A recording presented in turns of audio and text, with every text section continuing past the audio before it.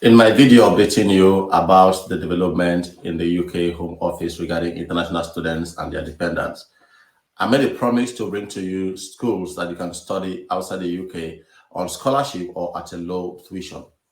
In keeping with that promise today, I'm starting a series which I will call the Study Abroad series, where I'll be bringing to you schools in Europe, Asia, the United States of America, Canada, Australia, and other countries as I see them.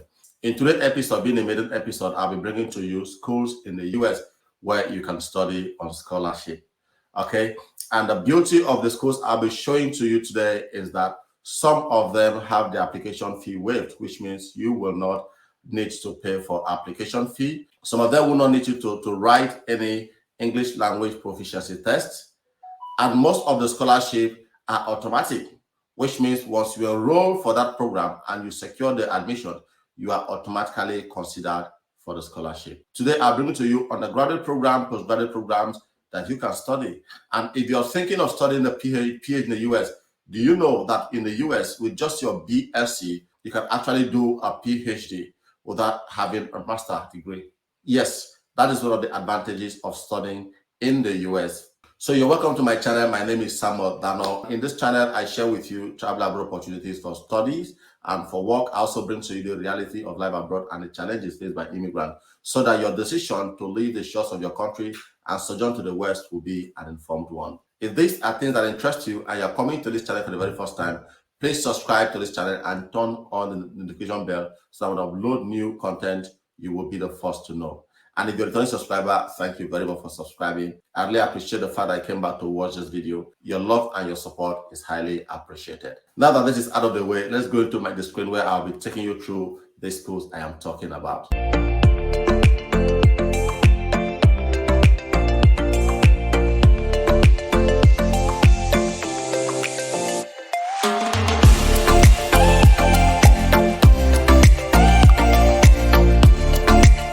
Now, the first school we're looking at is called the Cold Spring Harbor Laboratory. The first you need to note about this school is that application deadline is the 1st of December. Okay, that is the first you need to know. And if you are coming from a non-English speaking country, you will need to submit a TOEFL or IELTS test course as part of the requirement for admission. But the GRE general test, subject test are not required.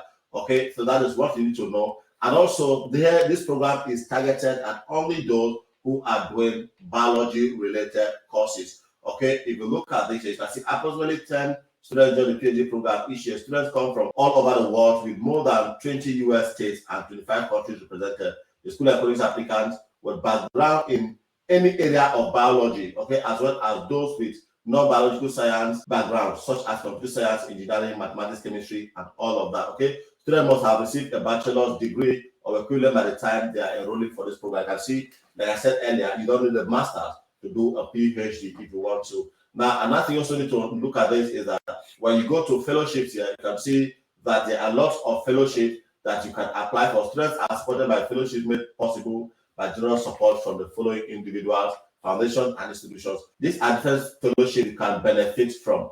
Okay, so if we go back to this place again, and we go that, you see, the school is funded largely by an endowment provided by generous private donors.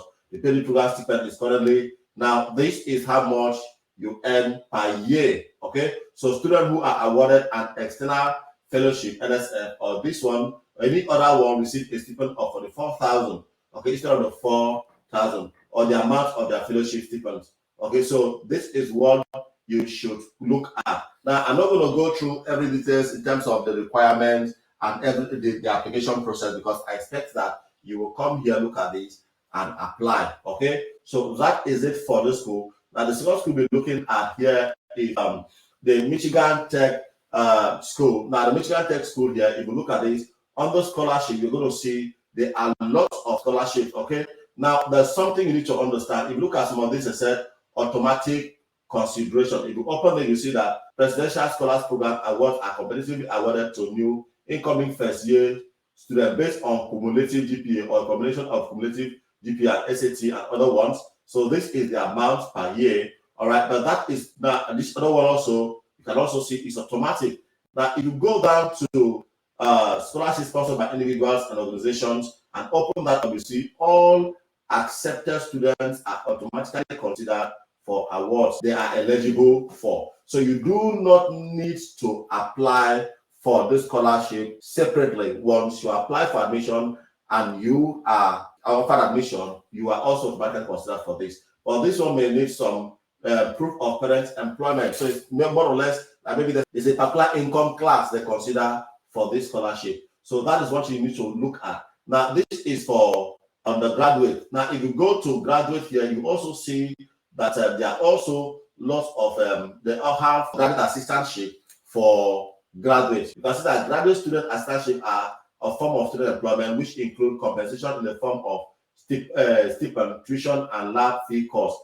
As studentship recipients perform research, teach, or in summary, what this does is that when you come into the school, you are given admission, and then you are offered a research assistantship or a teaching assistantship. What you do is that you'll be working for the school on a part-time basis and you'll be paid. Okay, the school will take care of your tuition fee, and of course you'll be paid monthly stipend for your maintenance. All right, so there are 3 types of assistantship that they offer, which are these ones here. So you can see assistantships are available only to full-time degree skill students. So for more information, you can click here to read more on their policies. Now, apply for an assistantship.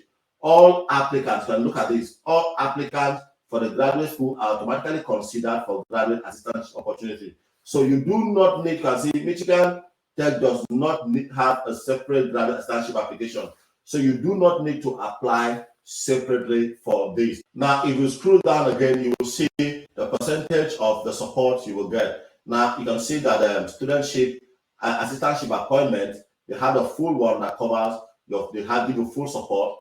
Okay, now you work about 20 hours a week, and your tuition fee is also covered. All right, there's this other one as well that has 75% of your tuition covered. A certain percentage of money that's given to you also for support, and also you can also see the percentage of your tuition that is covered and how much you receive for support and how many hours you are expected to work per week. If you click on apply now, here you will see written underneath here that apply to the graduate school is free, no application fee, and fast. Okay, so no official transcript or test scores to start. One thing I've also seen about this school is that they have a list of countries that are exempted from proving any English language proficiency. And when I look at that list, Nigeria, Ghana, Zimbabwe, and some other countries are also there. I'm going to click on international applicants so that you can see the list of those countries. You scroll down here, you will see Michigan test offer. Now, when you read all this information here, you can go to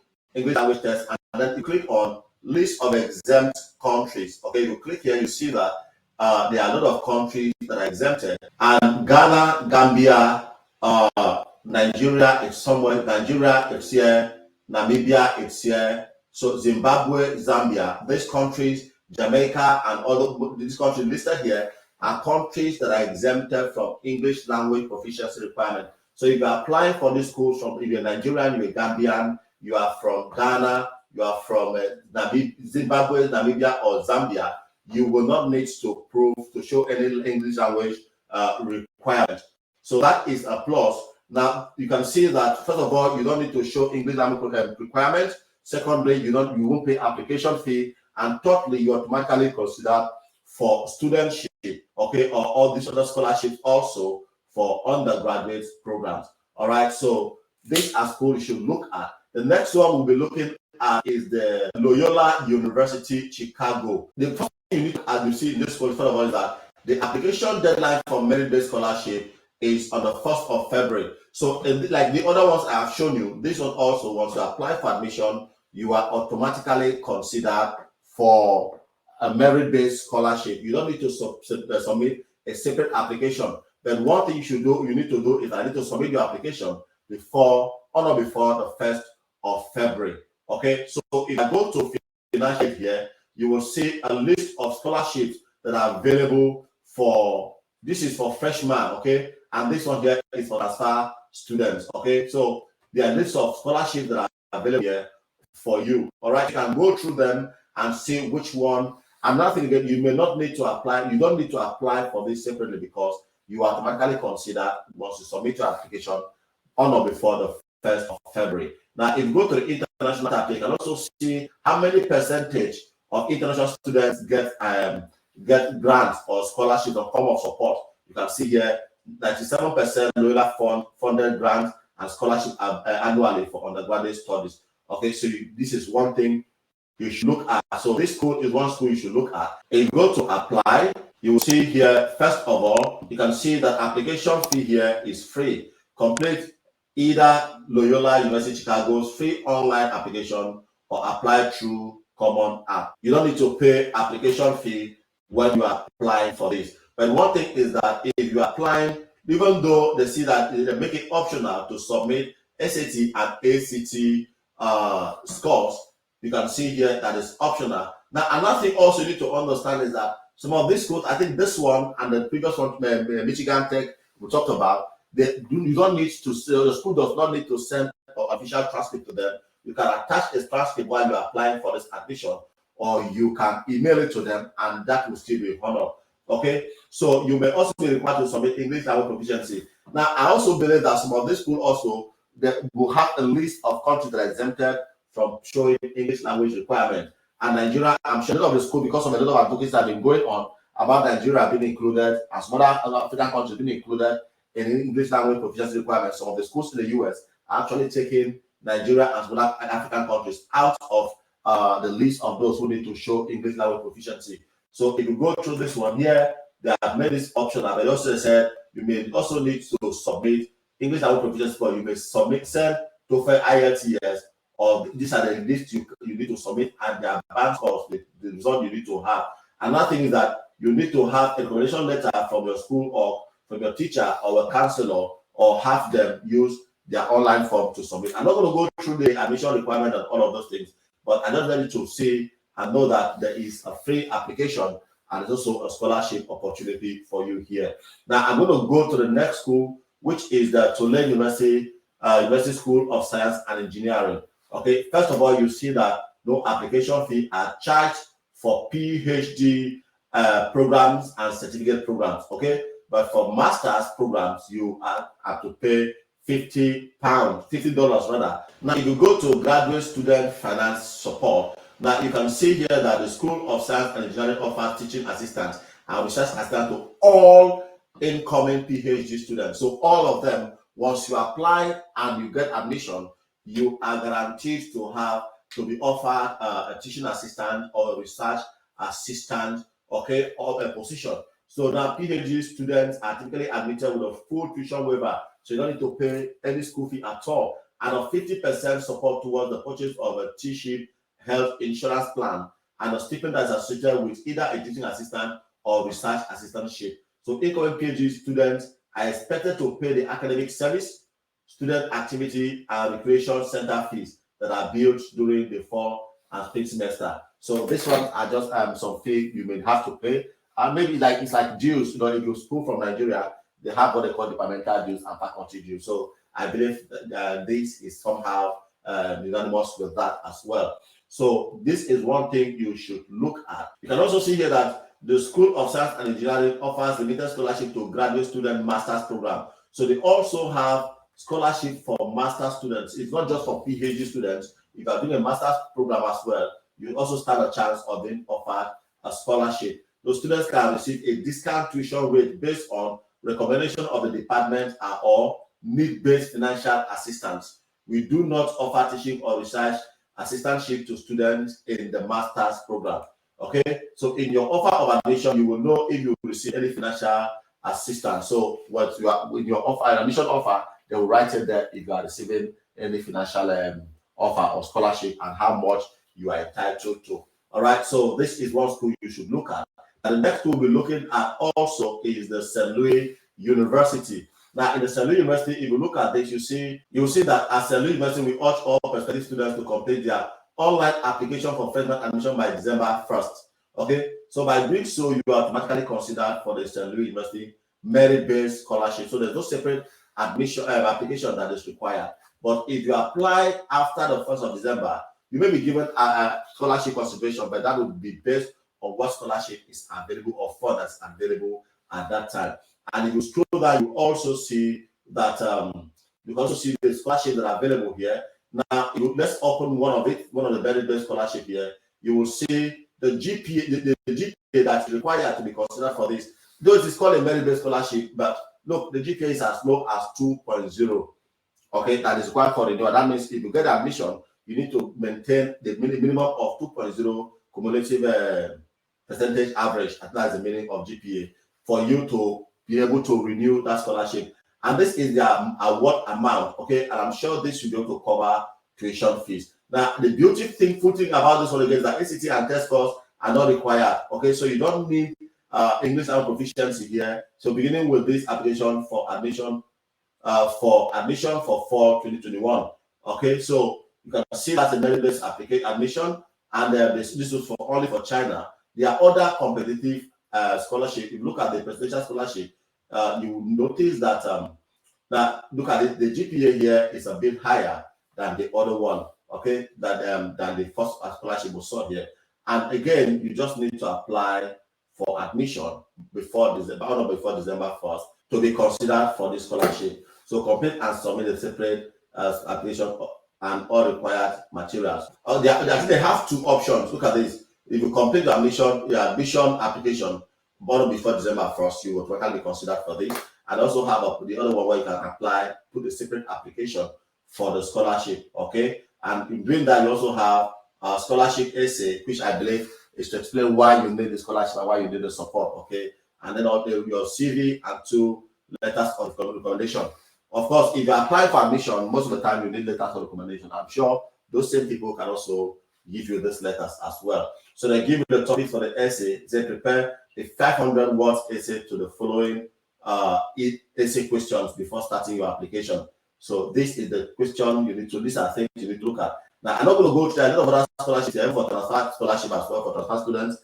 But I'm not going to go through every single one of them because I don't want this video to be too long. All right. So now another thing again about this one is that there's also a PhD. There's also a scholarship for PhD anatomy. All right.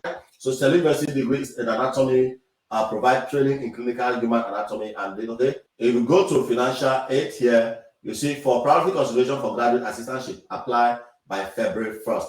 So if you want to apply for your admission by February 1st, you automatically considered for this as well.